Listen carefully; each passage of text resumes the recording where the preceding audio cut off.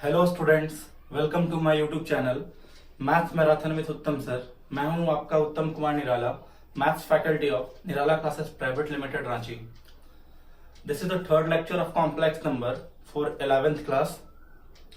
JEE main के बच्चे भी देख सकते हैं, बट ये बेसिक लेक्चर है। बट अभी इस लेक्चर में मैं आपको कॉम्प्लेक्स नंबर के मल्टीप्लिकेटिव इनवर्स कैसे फाइंड किए जाते हैं वो बताऊंगा, और देन आफ्टर फिर मैं कॉन्जुगेट, मॉडुलस और मल्टीप्लिकेटिव इनवर्स से रिलेटेड कुछ बेसिक प्रॉब्लम्स बताऊंगा।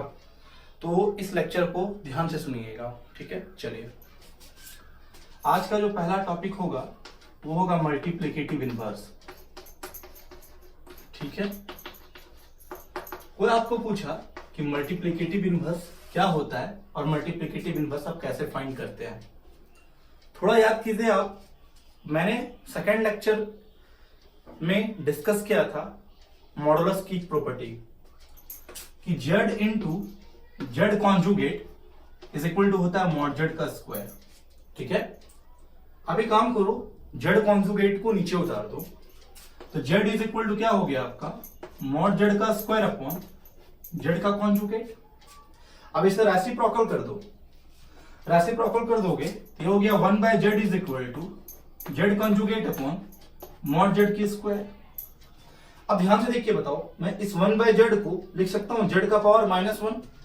ये कुछ ऐसा हो गया, z का power -1 is equal to z conjugate upon mod z का स्क्वायर। इस z के पावर -1 को मैं बोलूंगा z इनवर्स, और इस z इनवर्स को ही बोला जाता है मल्टीप्लिकेटिव इनवर्स। दैट मीन्स किसी भी कॉम्प्लेक्स नंबर का मल्टीप्लिकेटिव इनवर्स निकालने का एक सुंदर सा फॉर्मूला डेराइव हो गया कि z inverse is equal to z conjugate upon mod z का स्क्वायर। कोई दिक्कत? चलिए एक छोटा सा प्रॉब्लम लेकर डिस्कस करते हैं कि किसी भी कॉम्प्लेक्स नंबर का मल्टीप्लिकेटिव इनवर्स फाइंड करने का मैंने एक तरीका जान गया। अब एक छोटा सा एक क्वेश्चन ले लेते हैं, समझिए प्रॉब्लम क्या है। मान लीजिए सपोज एक प्रॉब्लम मिला आपके पास, z is equal to 4 - 3 iota, और उसने पूछा फाइंड मल्टीप्लिकेटिव इनवर्स। तो इस कॉम्प्लेक्स नंबर का मैं मल्टीप्लिकेटिव इनवर्स कैसे निकालूंगा? पहले मैं क्या करूंगा, जेड कॉन्जुगेट निकाल लूंगा, और जेड कॉन्जुगेट क्या हो जाएगा 4 + 3 आयोटा। मैंने प्रीवियस लेक्चर में डिस्कस किया था कि कॉन्जुगेट क्या करता है, कॉम्प्लेक्स नंबर के रियल पार्ट और इमेजिनरी पार्ट के बीच के साइन को चेंज कर देता है। अब मैं क्या करता हूं, इस कॉम्प्लेक्स नंबर का मॉड निकाल लेता हूं। तो कॉम्प्लेक्स नंबर का मॉड का फॉर्मूला मैंने बताया था √a² + b²। तो डेट मीन्स मैं लिखूंगा 4 का स्क्वायर 16 और -3 का स्क्वायर हो गया 9, मतलब वैल्यू निकल के आ गया 5। और कॉम्प्लेक्स नंबर का मल्टीप्लिकेटिव इनवर्स का फॉर्मूला क्या बताया, z conjugate upon mod z का स्क्वायर। डेट मीन्स मैं क्या लिखूंगा, z कॉन्जुगेट मतलब 4 + 3 आयोटा और मॉड जेड का स्क्वायर मतलब 5 का स्क्वायर हो गया 25। सेपरेट सेपरेट कर दूंगा तो ये हो जाएगा 4/25 और प्लस 3 आयोटा बाय 25। देख लीजिए, कॉम्प्लेक्स नंबर का मल्टीप्लिकेटिव इनवर्स हम फाइंड कर लिए। कोई दिक्कत? चलो एक छोटा सा प्रॉब्लम और लेके करते हैं, समझो मेरी बातों को ध्यान से, ठीक है। एक प्रॉब्लम मैं और डिस्कस करता हूं। अगर सपोज दैट एक कॉम्प्लेक्स नंबर मुझे कुछ इस तरह से दिखाई दिया, ध्यान से सुनिएगा, ठीक है। एक कॉम्प्लेक्स नंबर मेरे कुछ इस तरह से दिखाई दिया, सपोज दैट एक प्रॉब्लम मिला आपके पास कि z is equal to 2 + 3 iota upon 3 - iota, ठीक है। और मेरे को उसने क्या पूछा, फाइंड z इनवर्स मतलब मल्टीप्लिकेटिव इनवर्स। अच्छा एक बात सोचो, इसको मैं ऐसे भी बना सकते हैं कि इसको हम रेसिप्रोकल कर देते हैं, और रेसिप्रोकल करने के बाद, लैंग्वेज पकड़िएगा, रेसिप्रोकल करने के बाद हम इसको रैशनलाइज कर देते हैं, तो वो भी जेड इनवर्स ही देगा सर, ऐसा नहीं कि कुछ और देगा। अगर हम इसको रेसिप्रोकल करके इसका हम क्या करते हैं, रैशनलाइज कर देते हैं, तो वो भी आपका जेड इनवर्स ही देगा। दैट मीन्स अगर मैं इसका रेसिप्रोकल किया तो रेसिप्रोकल करने पे ध्यान से देखिएगा, इस साइड मेरा हो गया 1/z और इस साइड बोलो कितना हो गया 3 - आयोटा अपॉन 2 + 3 आयोटा, ठीक है। अब 1/z ये हो गया आपका z inverse is equal to, अब इसको रैशनलाइज कर दीजिए तो ये हो गया 3 - आयोटा 2 - 3 आयोटा, और नीचे 2 + 3 iota into 2 - 3 iota. That means 2 का स्क्वायर -3 आयोटा का स्क्वायर। देखिएगा ध्यान से, तो z inverse is equal to क्या हो गया, देखिएगा, नोटिस कीजिएगा, मल्टीप्लाई कर रहे हैं, ये हो गया 6, 3 इंटू माइनस 3 आयोटा, ये हो गया minus 9 iota, minus iota into 2, ये हो गया minus 2 iota, minus iota into minus 3 iota, that means हो गया प्लस 3 आयोटा स्क्वायर। नीचे नोटिस कीजिएगा 2 का स्क्वायर हो गया आपका 4, 3 का स्क्वायर 9, आयोटा की स्क्वायर -1, माइनस माइनस प्लस, जोड़ने पे हो गया आपका 9। यहां से z inverse is equal to क्या निकला, ध्यान से देखिएगा, आयोटा स्क्वायर की वैल्यू -1, तो 3 इंटू -1 -3, और 6 में गया 3, तो ये हो गया आपका 3, -9 आयोटा -2 आयोटा -11 आयोटा अपॉन ये हो गया 13, तो जेड इनवर्स इक्वल टू हो गया आपका 3/13 -11 आयोटा बाय 13। मैंने क्या किया कि इसको रेसिप्रोकल कर दिया पहले ही, और रेसिप्रोकल करने के बाद इसको स्टैंडर्ड फॉर्म में ले आया, तो कॉम्प्लेक्स नंबर का रेसिप्रोकल ही तो इनवर्स कहलाएगा ना सर, इनवर्स जस्ट उल्टा।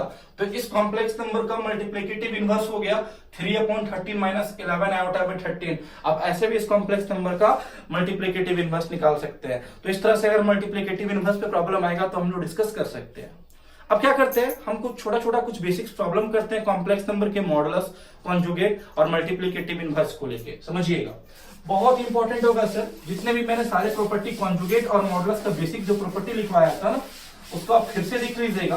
कॉम्प्लेक्स नंबर के पहले और दूसरे लेक्चर में मैंने डिस्कस किया है। सर आपके पास कहीं एक ऐसा प्रॉब्लम दिया गया, समझो मैं प्रॉब्लम डिस्कस करने जा रहा हूं, ठीक है। एक पहला प्रॉब्लम कुछ इस तरह से दिया हुआ है कि x प्लस आयोटा y जो है ना, वो है लिखा हुआ root under a plus iota b upon c plus iota d, और आपको क्या बोला कि प्रूफ करो x square plus Y square का x square plus Y square is equal to a square plus b square upon c square plus d square, इधर पूरे का होल स्क्वायर है, x square plus Y square का whole square.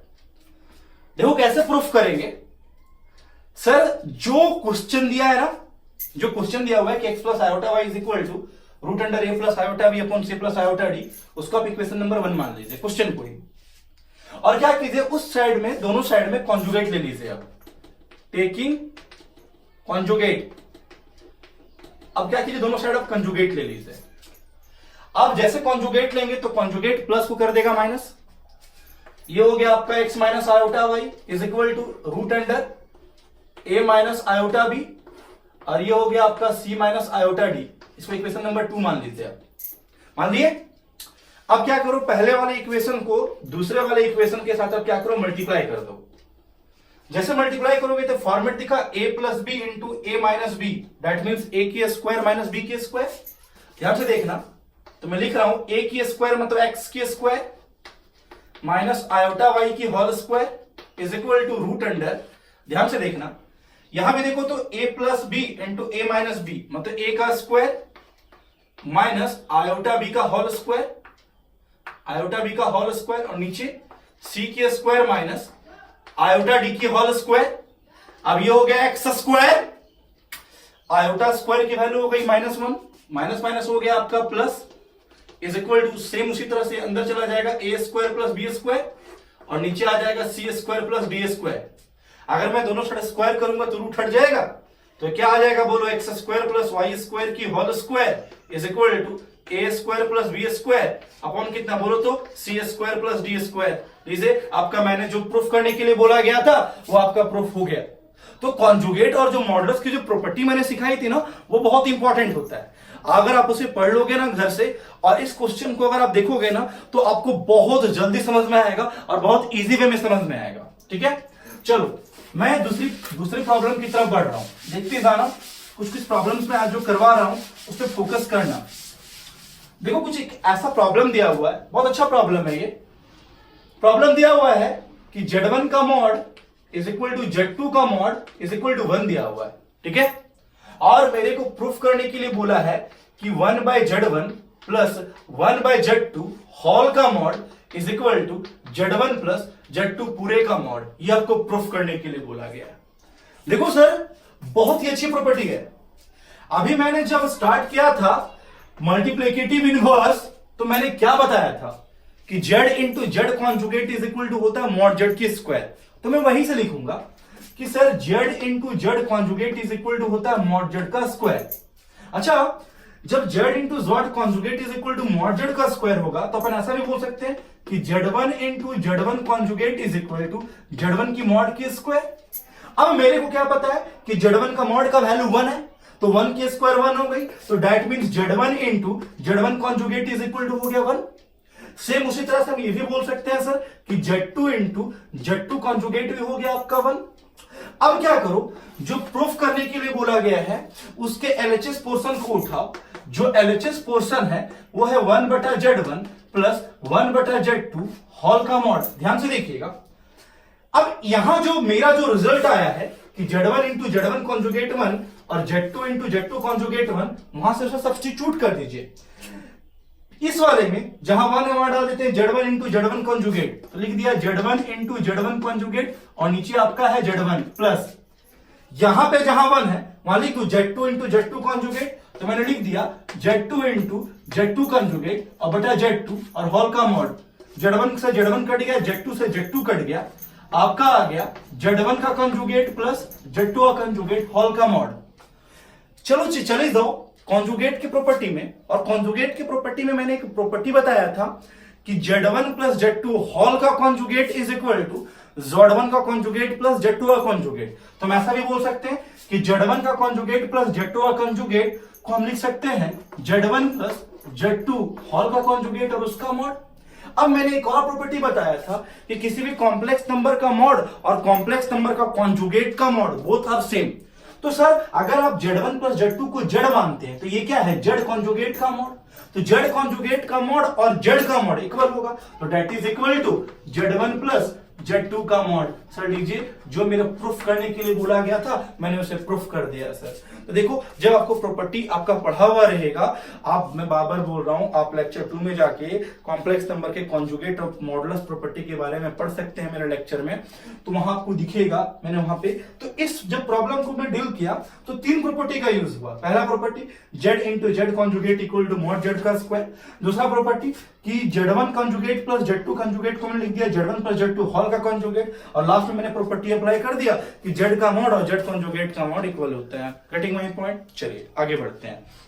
Sir एक और problem को लेके मैं डिस्कस करता हूं, आप ध्यान से सुनते रहना। सर ये 11th का एकदम बेसिक लेक्चर है, और इस लेक्चर में मैं आपको कॉम्प्लेक्स नंबर के कॉन्जुगेट और मॉड को लेके जो भी छोटे छोटे प्रॉब्लम्स आते हैं एनडीए एग्जामिनेशन में, बोर्ड एग्जामिनेशन में, अगर वो स्टेट बोर्ड हो या सीबीएसई बोर्ड हो, वहां ये बहुत यूजफुल होगा। समझो मैंने क्या किया, एक और प्रॉब्लम लिया। देखो प्रॉब्लम क्या लिया, समझो। प्रॉब्लम कुछ ऐसा है कि z is equal to 7 minus iota upon 3 plus 4 iota, और उसने पूछा कि z मॉड z का पावर 14 का वैल्यू क्या होगा। तो इस कॉम्प्लेक्स नंबर का पहले मॉड निकाल लेंगे और उसका पावर 14 कर देंगे तो काम बन जाएगा। तो इस कॉम्प्लेक्स नंबर का मॉडुलस निकालने के लिए हम क्या करेंगे, सबसे पहले कि इस कॉम्प्लेक्स नंबर को रैशनलाइज करके सबसे पहले उसके स्टैंडर्ड फॉर्म में कन्वर्ट कर लेंगे, और जैसे स्टैंडर्ड फॉर्म में कन्वर्ट हो जाएगा तो उस कॉम्प्लेक्स नंबर का मॉड का फॉर्मूला हम अप्लाई कर देंगे, root under a square plus b square. चलो ठीक है, वो मेथड भी गलत नहीं है, लेकिन देखो कितना इजी वे में बनाएंगे। हम क्या किया, मैंने दोनों साइड मॉड ले लिया, 7 माइनस आयोटा और ये हो गया 3 प्लस 4 आयोटा, ये हो गई होल की मॉड। ठीक है, अब मैंने जब कॉम्प्लेक्स नंबर का मॉड का प्रॉपर्टी के बारे में बताया था तो मैंने एक बात बताया आपको कि sir z1 upon z2 whole का mod is equal to z1 का मॉड बटा z2 का मॉड। तो मैं इसे अप्लाई कर देता हूं कि z की मॉड जो होगी वो होगी 7 माइनस आयोटा की मॉड, और ये हो गया आपका 3 प्लस 4 आयोटा की मॉड। अब एक काम करो कि आप 7 माइनस आयोटा का मॉड निकाल लो, और 7 माइनस आयोटा का मॉड क्या हो जाएगा, रूट अंडर 7 की स्क्वायर प्लस -1 की स्क्वायर, और नीचे 3 प्लस 4 आयोटा की मॉड की वैल्यू क्या हो जाएगी, 3 की स्क्वायर प्लस 4 की स्क्वायर। सर 7 का स्क्वायर 49 -1 का स्क्वायर 1, तो दैट मींस ये हो गया आपका रूट 50, और ये नीचे हो गया रूट 25, कट गया सर, आ गया ये आपका रूट 2। अब मॉड z की वैल्यू आ गई आपकी रूट 2, आपको चाहिए मॉड z का पावर 14, तो मॉड z का पावर 14 चाहिए। इसका मतलब सर आपको चाहिए रूट 2 का पावर 14, और रूट 2 का पावर 14 का मतलब हो गया सर 2 का पावर 7। इस तरह से आप कॉम्प्लेक्स नंबर का मॉड का ये क्वेश्चन बड़ा इजी में बना लिए।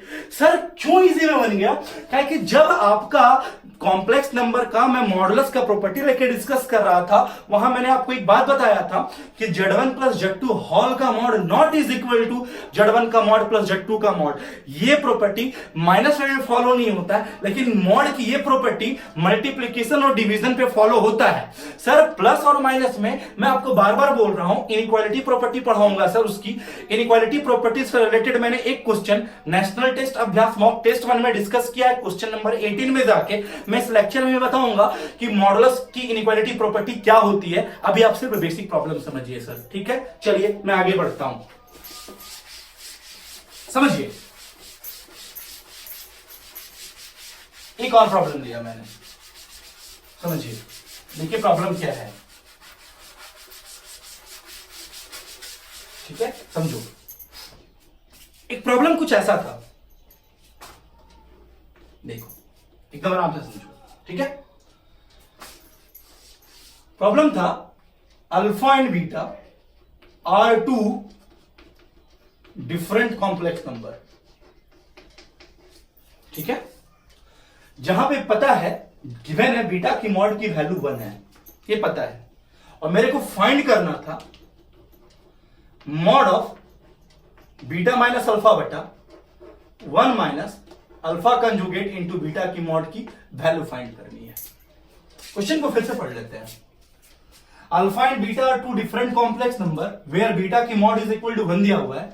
फाइंड करना है आपको बीटा माइनस अल्फा बटा 1 minus alpha conjugate into beta की मॉड की वैल्यू चाहिए।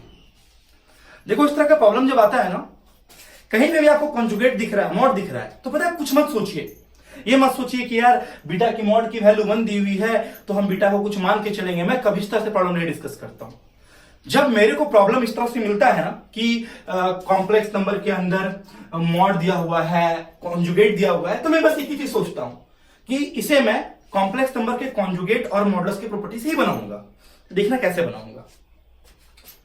मैंने क्या यूज किया था अभी कि z into Z conjugate is equal to mod z के स्क्वायर। मैंने यूज किया था कि नहीं यूज किया था? किया था। तो अपन ऐसा भी बोल सकते हैं ना सर कि beta into beta conjugate is equal to beta की मॉड के स्क्वायर। मैं ऐसा भी बोल सकता हूं। अब अपन को क्या पता है कि बीटा की मॉड की वैल्यू 1 दी हुई है, that means beta into beta conjugate is equal to हो गया 1, ठीक है। यहां तक मैं पहुंच गया कि beta into beta conjugate is equal to 1 मेरा आ गया। अपन को क्या चाहिए सर? बीटा माइनस अल्फा बटा 1 minus alpha conjugate into beta whole की मॉड की वैल्यू चाहिए। क्या करेंगे सर? गिवन से जो फाइंड करना है, मेरे को जो फाइंड करना है बीटा माइनस अल्फा बटा 1 minus alpha conjugate into beta हॉट की मॉड, बीटा माइनस अल्फा बटा 1 minus alpha conjugate into beta whole की मॉड की वैल्यू चाहिए। ध्यान से देखिएगा सर, ठीक है, ध्यान से देखिएगा मैं कैसे बनाऊंगा। सो यहां बढ़ रहा हूं मैं। फिर बीटा माइनस अल्फा को रहने दो आप, बीटा माइनस अल्फा रहने दिए सर। जहां 1 है 1 वहां डाल देता हूं beta into beta conjugate, beta into beta conjugate minus alpha conjugate into beta, alpha conjugate into beta, ठीक है सर। ये हो गया बीटा माइनस अल्फा बटा, सर ध्यान से देखिए तो अल्फा बीटा दोनों एक कॉम्प्लेक्स नंबर है, तो दो कॉम्प्लेक्स नंबर को घटाएंगे तो भी कॉम्प्लेक्स नंबर रहेगा। मतलब ऊपर वाला भी एक कॉम्प्लेक्स नंबर और नीचे वाला भी एक कॉम्प्लेक्स नंबर है। तो ऊपर वाले को मान लिया Z1 और नीचे वाले को मान लिया Z2। मैं पढ़ रहा हूं Z1 अपॉन Z2 का मॉड, Z1 अपॉन Z2 का mod is equal to Z1 का मॉड अपॉन Z2 का mod. That means beta minus alpha का मॉड बटा beta into beta conjugate minus alpha conjugate into beta का mod. अब ध्यान से देखिएगा सर, बीटा माइनस अल्फा के मॉड को रहने दिया बटा यहां से कुछ कॉमन गया, बीटा कॉमन गया, मैंने बीटा कॉमन ले लिया, बीटा कॉमन ले लिया तो ये हो गया beta conjugate minus alpha conjugate whole की मॉड की वैल्यू। ध्यान से देखते चलिएगा, ऊपर हो गया बीटा माइनस अल्फा का मॉड अपॉन इसे मानिए Z1, इसे मानिए Z2, तो Z1 इंटू Z2 का mod is equal to Z1 का मॉड बटा Z2 का मॉड। दैट मीन्स बीटा का मॉड और beta conjugate minus alpha conjugate का मॉड, ठीक है। यहां तक हम पहुंच गए। अब मैं इसे आगे बढ़ा रहा हूं, देखना कैसे, बस खत्म होने चला सर, देखिएगा बस फिनिश होने चला, लास्ट चल रहा हूं। ऊपर में मेरा है बीटा माइनस अल्फा का मॉड, बीटा की मॉड की वैल्यू 1 दी हुई, इसे मैंने 1 पुट किया। ध्यान से देखो तो beta conjugate minus alpha conjugate को लिख देंगे बीटा माइनस अल्फा कंजुगेट का मॉड। क्यों? कि Z1 का कंजुगेट माइनस Z2 का conjugate is equal to Z1 minus Z2 का कंजुगेट। अब ध्यान से देखो बीटा माइनस अल्फा अगर Z है तो ये मेरा Z कंजुगेट है, और मैंने एक प्रॉपर्टी पढ़ा है कि Z का मॉड और Z कंजुगेट का मॉड बिल्कुल सेम होता है, तो सेम होता है तो ये और ये कट गया, मतलब 1/1, मतलब आंसर आपका 1 के इक्वल आ गया सर। तो इस तरह से आपके पास अगर कॉम्प्लेक्स नंबर के कॉन्जुगेट और मॉडुलस को लेके कोई क्वेश्चन रहेगा तो आप आराम से बना सकते हैं सर। आज के लिए यहीं तक सर।